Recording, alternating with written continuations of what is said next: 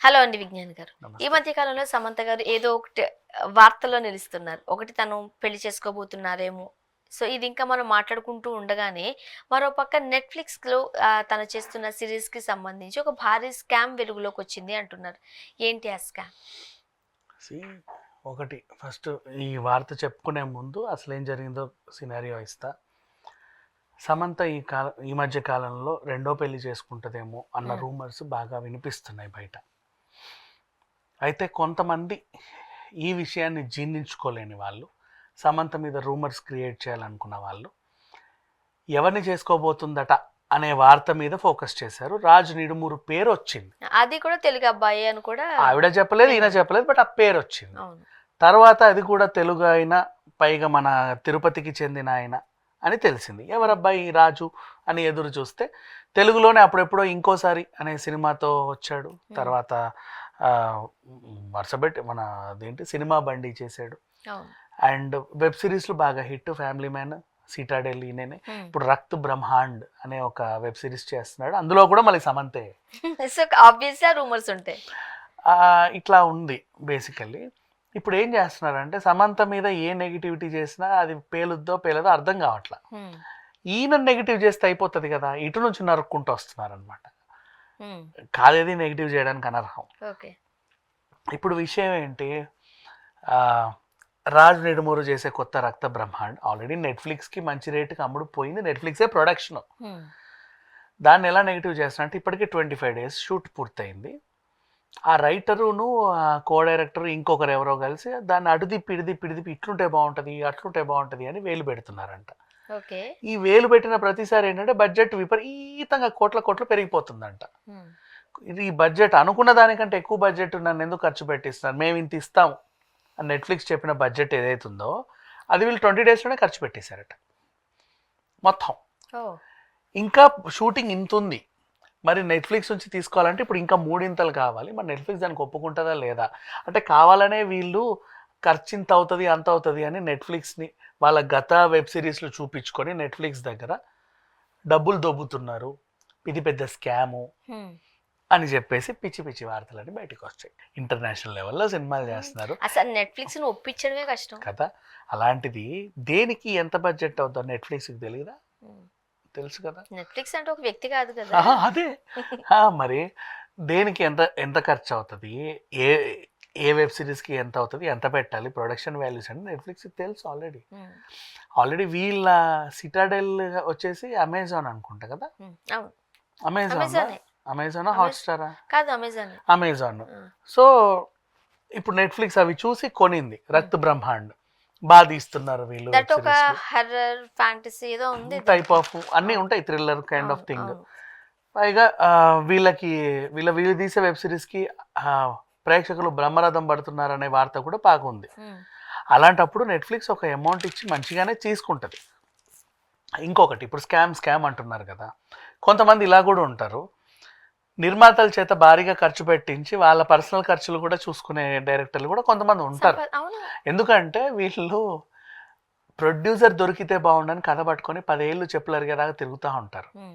ఒకేసారి ప్రొడ్యూసర్ దొరకగానే ఆ 10 ఏళ్ళ దాహం తీర్చుకుంటారు. కదా మరి. అది తప్పేం లేదులే, అవును. దాంట్లో నేనేం తప్పు చూడను. హ్మ్. It happens.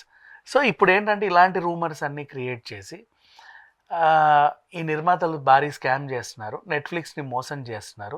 సమంతకు కూడా తెలుసు ఈ విషయం అంతా. సమంత కూడా మంచి బిజినెస్ పర్సనే. హ్మ్. ఇన్స్టాలో ఆవిడ చేసే బ్యాగులు అమ్ముతుంది, బెల్ట్లు అమ్ముతుంది, డ్రెస్సులు అమ్ముతుంది, మంచి మంచి బిజినెస్ చేస్తుంది. సో వీళ్ళందరూ కలిసి గ్రూప్ ఆఫ్ పీపుల్ ఎవరికున్న క్రేజ్ వాళ్ళని వాడుకుంటూ నెట్ఫ్లిక్స్ అనే సంస్థని మోసం చేస్తున్నారు అనేది ఆర్టికల్ హ్మ్. బేసికలీ. ఇప్పుడు వీడు చెప్పింది చెప్పినట్టు వింటే నిజమేనేమో అనిపిస్తుంది మామూలు జనాలకి. కానీ మరి నిజంగా చూస్తుంటుంటే అందులో వాస్తవం ఉండేలా కూడా కనిపిస్తుంది. ఎక్కడ వాస్తవం ఉంటుందమ్మా? ఇప్పుడు నిజంగా నెట్ఫ్లిక్స్ వీళ్ళని నమ్మింది, మీ వెబ్ సిరీస్ తీయండి మీ కాంబోలో, మాకు కావాలి ఇంత పెడతాం, హ్మ్. పెట్టు, తప్పే ఉంది, అంతే కదా. ఇంకా కావాలనుకున్నా నెట్ఫ్లిక్స్ ఇస్తుంది. అడగ నిర్మోహమాటంగా అడగడానికి డైరెక్టర్కి ప్రాబ్లం లేదు, ఎంత అడిగితే అంత ఇవ్వడానికి నెట్ఫ్లిక్స్కి ప్రాబ్లం లేదు. మధ్యలో వీళ్ళందరికీ ఎందుకు? వాళ్ళు అందుకోసం తీసుకొని ఇందులో చేస్తున్నారు. ఇప్పుడు ఈ సీన్కి 2 కోట్లు ఖర్చు అవుతుంది, దీన్ని 2 లక్షలకు కూడా తీయొచ్చు. కానీ వీళ్ళు కావాలని 2 కోట్లకు తీస్తున్న నెట్‌ఫ్లిక్స్ అబద్ధం చెప్పి 2 లక్షలతో తీస్తున్నారు. మిగతా డబ్బులని దోచుకుంటున్నారని వార్త క్రియేట్ చేయడం ఎందుకు అని. ఎందుకు? అదే. నేను కూడా అది అడుగుతున్నా. ఎందుకు క్రియేట్ చేస్తున్నారు అని. బికాస్ ఆఫ్ వాళ్ళని డ్యామేజ్ చేయడానికి. ఇప్పుడు ఏ విధంగా అయినా సరే, ఏ యాంగిల్‌లో తీసుకున్నా సరే, ఇప్పుడు సమంతకు వచ్చిన పాపులారిటీని దించాలి. హ్మ్. కాబట్టి ఈ టైప్ కానీ యాక్చువల్గా ఇప్పటికే ఆ అమ్మాయి చాలా కష్టపడి కదా.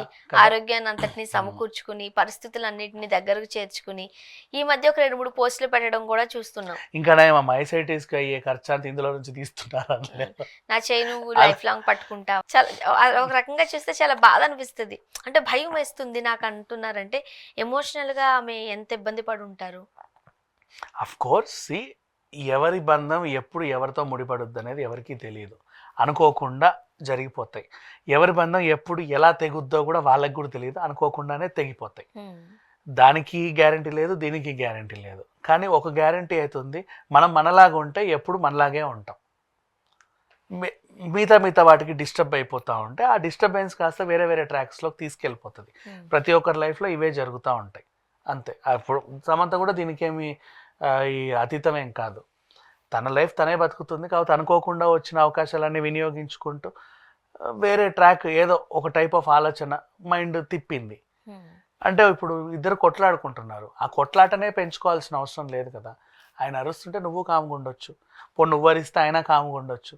ఇద్దరు అండర్స్టాండింగ్లో ఉంటే అది బలపడుతుంది ఇంకా బంధం. దానికి నువ్వు అంటే ఏం రా వసే ఇంకా పైకి వెళ్ళి వాడు అది ఇసిరాడు కదా నువ్వు ఇది ఇసిరి అంత అవసరం. అది గొడవలు పెరుగుతాయి తప్ప తగ్గవు. ఇకపోతే విడిపోయారు కరెక్టే. ఆయన ఎవరు కావాలో వెతుక్కొని ఆయన సంసారాన్ని ఆయన చూసుకున్నాడు, చక్కదిద్దుకున్నాడు. ఈవిడెందుకు ఒంటరిగా ఉండాలి? కానీ ఒకటి కదా, నిజంగానే నాగ చైతన్య గారు రెండో పెళ్లి చేసుకున్న తర్వాత సమంత పెళ్లి చేసుకోబోతోందంటూ వార్త రావడం వల్ల ఇట్లా ఉండింది. అదే సమంతే ముందు పెళ్లి చేసుకుంటే అమ్మో ఉంచుతారా ఇంకా ఆవిడ్ని కదా. ఈ రోజు ఇప్పుడు ఎవరైతే శోభితని ట్రోల్ చేస్తున్నారో వాళ్ళందరికీ శోభిత గాడెస్ అయిపోతుంది, సమంత పెద్ద విలన్ అయిపోతుంది కదా. అప్పట్లో వచ్చిన రూమర్స్ అన్ని నిజమైపోను కదా. నిజమే. అందుకే ఇలా చేశారు అలా చేశారు చూసావా, నిన్ను ఫ్యామిలీ మ్యాన్ అని షూటింగ్ లకు పంపిస్తే ఈయనతో రంగు సాగించావా, అందుకే కదా నీ మొగుడు వదిలేసాడు. అవును, ఇవన్నీ కదా కామెంట్లు పెడతారు. సో ఒకటి ముందు జరిగితే వాళ్ళ దగ్గర ఒక టైప్ ఆఫ్ ఆన్సర్ ఉంటుంది, తర్వాత జరిగినా ఇంకో టైప్ ఆఫ్ ఆన్సర్ ఉంటుంది. రెండు ఆన్సర్లు కూడా సమంతను పోక్ చేసే విధంగానే ఉంటాయి తప్పితే సెలబ్రిటీలు అయితే ఇంతే. కాకపోతే ఎప్పటికైనా ఆమె మీద కాస్త ఫోకస్ తగ్గితే బెటర్. కొంతమంది అలా తగ్గితే లైమ్ లైట్ లో నుంచి సమంత పోద్ది, మార్కెట్ పడిపోద్ది. ఉండాలైతే అదొక ప్రాబ్లం. ఏందబ్బా అది కూడా సమస్యే కదా. ఇప్పుడు మాట్లాడుకోవడం మానేస్తే పూజా హెగ్డే కనబడట్లేదుగా. నిజమే. అవునా? ఏదేమైనా సమంతకు మంచి జరగాలి. మాట్లాడుతూ ఉంటేనే వాళ్ళు లైమ్ లైట్ లో ఉంటారు. Thank you so much.